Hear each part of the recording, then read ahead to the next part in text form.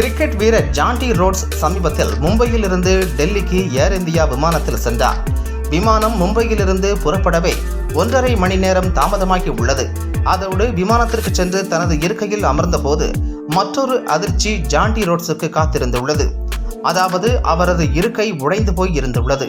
இதனால் ஜான்டி ரோட்ஸுக்கு கடும் கோபம் ஏற்பட்டுள்ளது. தனக்கு ஏற்பட்ட இந்த அனுபவம் குறித்து ஜான்டி ரோட்ஸ் தனது எக்ஸ் பக்கத்தில் பதிவிட்டிருந்தார். இதையடுத்து ஏர் இந்தியா விமான நிறுவனம் ஜான்டி ரோட்ஸிடம் மனம் திறந்து மன்னிப்பு கேட்டுக்கொண்டுள்ளது. இந்த விவகாரம் குறித்து விசாரணை செய்ய உத்தரவிட்டிருப்பதாகவும் அந்த நிறுவனம் தெரிவித்துள்ளது. ஜான்டி ரோட்ஸின் ரசிகர்களும் அவருக்கு ஆதரவாக கருத்து தெரிவித்துள்ளனர். சமீபத்தில் நியூயார்க் நகரில் இருந்து டெல்லிக்கு ஜான்டி ரோட்ஸின் ரசிகர் ஒருவர் பயணித்துள்ளார். அவரும் தான் பயணித்த விமான இருக்கை உடைந்து போய் இருந்ததாக ஜான்டி ரோட்ஸின் பதிவில் வேதனையுடன் குறிப்பிட்டுள்ளார். டாடா நிறுவனத்திற்கு மாறியும் ஏர் இந்தியா இன்னும் அப்படியேதான் இருப்பதாகவும் அந்த ரசிகர் தெரிவித்துள்ளார்.